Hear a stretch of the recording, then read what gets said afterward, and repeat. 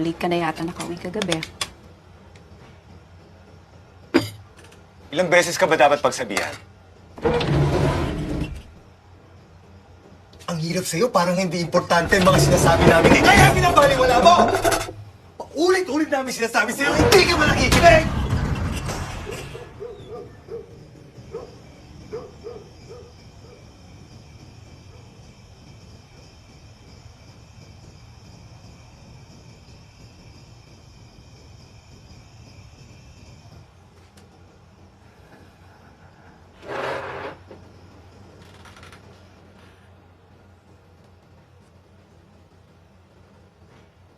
O anak, ginabi ka pala sa project mo Kwento ka naman.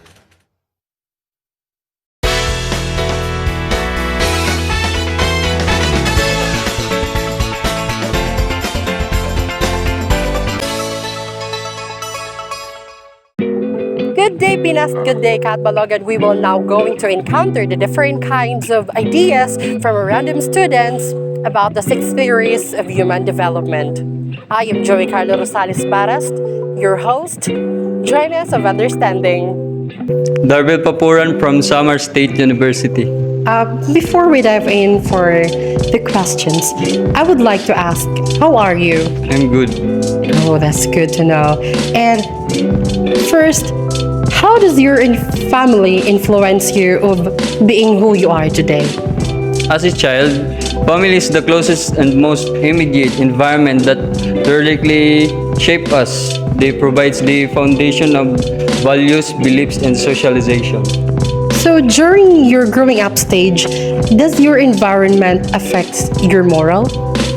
So, yes, the environment during my growth stage can significantly affect my moral development.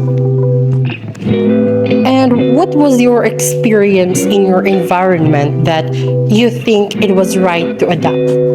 In my experience, that was the time when my parents decided to move. So I couldn't do anything but agree.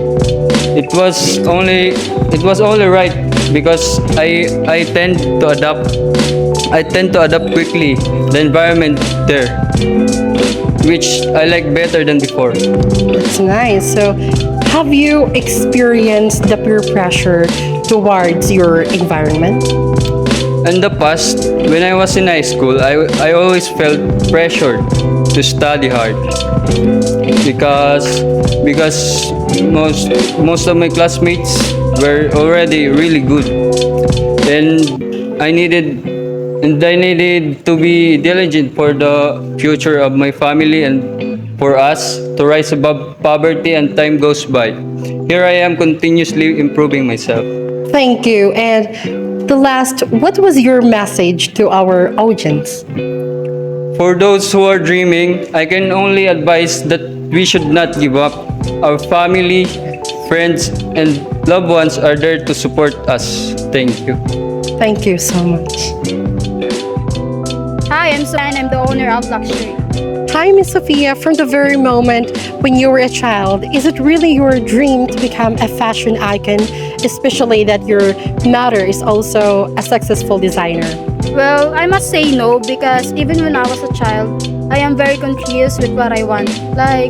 Like what you've said earlier, that my mother is a successful designer. So everyone is expecting me to become like her. And I'm pressured to the point that I put all my attention away to the other things, like I'm more focused on sports and studying. Really? I thought that it was what you really want, because looking at you now, I must say that you're a very passionate in your career. Siguro, ganun din talaga yung iisipin ng ibang tao. Pero kasi I want to make my own name without getting involved with my mother's success. So, when was the time you become interested in a fashion world? I think it is the time when my mother always bring me to her workspace and I'm surrounded with the people in the same industry. That's why I became fascinated with what they are doing. And when I was just starting, it's not easy for me because I'm insecure and keep comparing myself, and that's it. So, how did you overcome your insecurities? Well, I'm always reminding myself that if I'm always like this, keep comparing myself and being insecure, is hindi talaga ako uusad. That's why I embrace my own fashion style, and I'm happy that the people likes it. Yeah, thank you so much, Miss Sophia, and that's all. Thank you.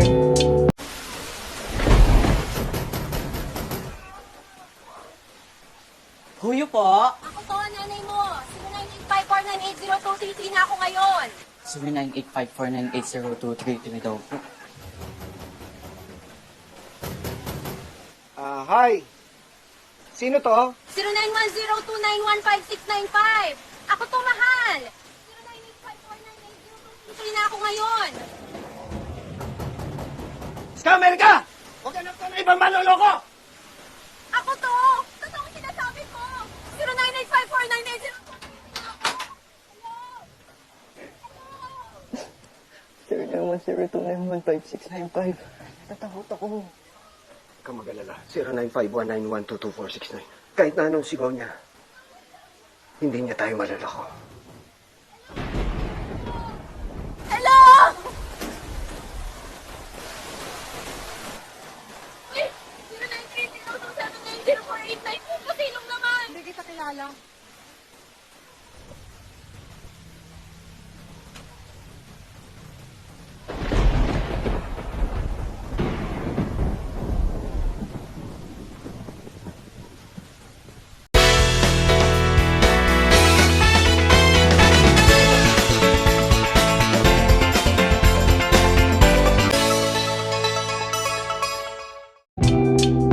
Junin Grota from Summer State University.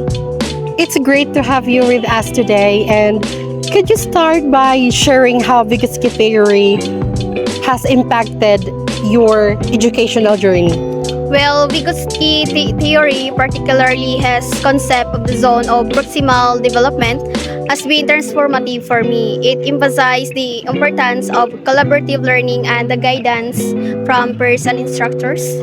This allowed me to understand complex concepts more effectively.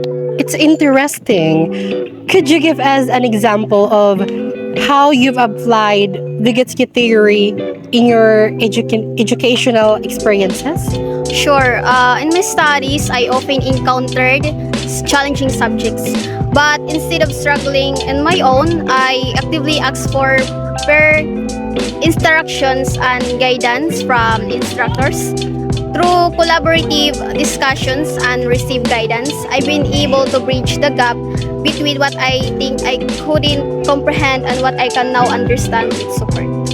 It's clear that the Vygotsky idea have played a significant role in your academic journey. How have these collaborative learning experiences enrich your understanding in complex concepts? Well, collaborative learning has allowed me to engage in dialogue, share different perspectives, and learn from my peer experience. It's like having a support system that encourage and challenge me to stretch my understanding. This interaction only enhance my comprehensions of complex topics, but also to promote critical thinking and problem-solving skills. That's nice. Thank you so much for that. Hi, I'm Jameson Gabani and I'm from Summer State University and I'm currently taking a Bachelor of Physical Education. Future educator. Yeah. May I know, do you have any idea about the 6 theories of the human development? Yeah, and I remember one of its theories is made by Jean Piaget's theories of cognitive development, I think. Nice. How do you think does Jean Piaget's theory of cognitive development apply to our everyday lives as a student? As I remember, Jean Piaget emphasized that cognitive theories of development occurs through stages. And as a student, I can see how my understanding of complex topics has evolved over time. In high school, I struggled so much on abstract thinking, logical reasoning, and but now as a college, it's becoming more natural. Yeah. Amazing. How do you think this theory is relevant to the educational initiatives in our city? Jean Piaget's theory is highly relevant to our educational initiatives.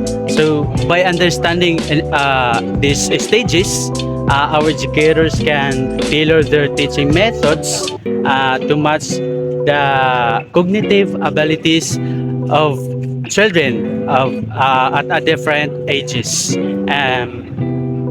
This ensures that we, as a children, receive developmental appropriate education, which can lead to better learning outcomes. That is a crucial point. How do you see Piaget's theory contributing to the future of our community? As I remember, Piaget's theory helps us build a strong foundation for our future generations. I believe that by understanding and applying these principles, we can nurture critical thinking skills, problem-solving abilities, and creativity in our youth, ultimately shaping brighter future for our city. That's a very insightful answer, Mr. Gabani. Thank you for shedding light on how John Piaget theory is making the passive impact in our city education and child development initiatives. My pleasure, and thank you for having me. Yeah. I hope these discussions inspires other communities to consider the importance of child development and their policies and programs. Thank you. Thank you so much.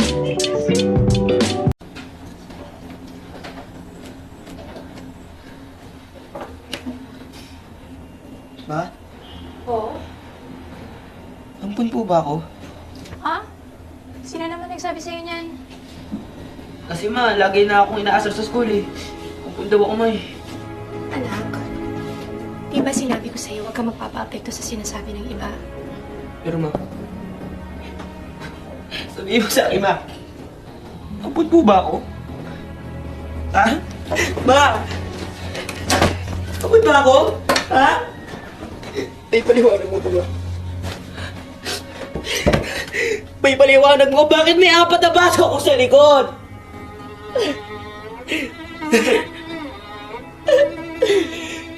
Matagal na namin itinago ito sa'yo, anak. Pero sa palagay ko, panahon nang malaman mo.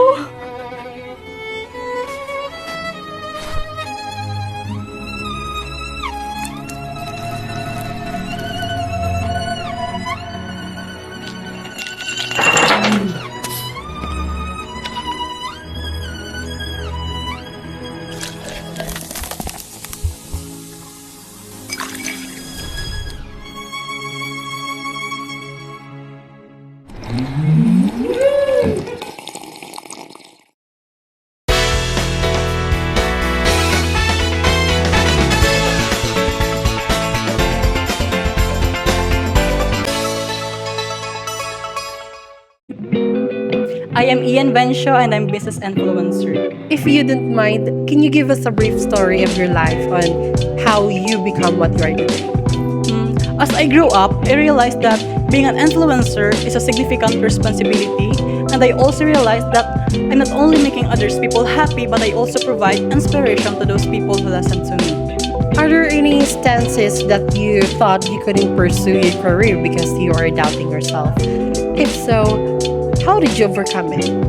At first, I used to hastily follow my decision without thinking them through properly, but as the time went on, I have become better and considering my decision now. How amazing it is when you get influenced by your parents. And you know, the best part is while you are growing up, you're surrounded with people who can help you when you needed help. And not just that, it also develop your personal growth, right? And As a business influencer, what is the important message that you could give to the youth or to the people who inspire you to become business influencers or to our viewers? So, for those students that want to be an influencer, just be authentic and true to yourself because your followers will appreciate honesty. Thank you so much. Hi, Mom. Can you introduce yourself with us? Hi, I'm Teacher Jean, and I experienced a significant evolution in my moral development from my youth to where I am today. I was younger, I was largely in pre-conventional focus on personal gain and avoiding trouble. And as I grow older, I transitioned to conventional stage where societal norms and community well-being become important. And recently, I find myself embracing post-conventional, we're driven by the universal ethics. It's interesting how you involve. Thank you, Ma'am Regine. Can you share an experience from your youth where your moral development stage influenced your choices? When I was younger, I was primarily about protecting my interest. I recall an instance when I find money that didn't belong to me. I decided to keep it and to buy something I wanted, even though I know it was wrong. It's interesting. Can you share an experience from your life in the conventional stage where your moral compass shifted? As an adult, I face a dilemma at work. I observe an unethical behavior of maintaining social order, and community norms leads me to report issue even though I know it was challenging. That's significant transitions. And how did you arrive at the post-conventional stage? Can you share an experience from it? In my post-conventional stage, I gradual and influenced by appreciation of universal ethics principles. A recent experience involved was standing up against my injustice policy in my workplace, and even though I know it was a personal rest.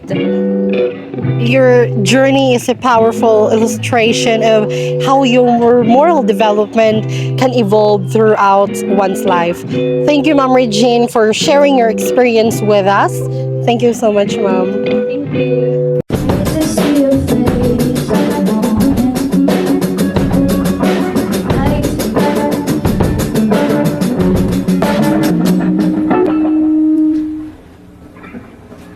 Okay ka lang?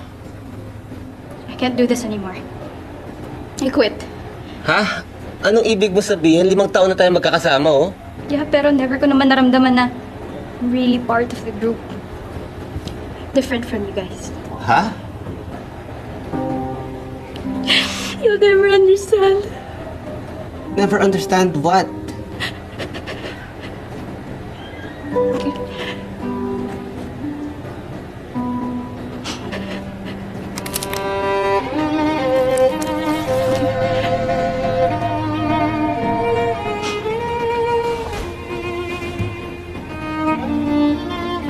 Aya.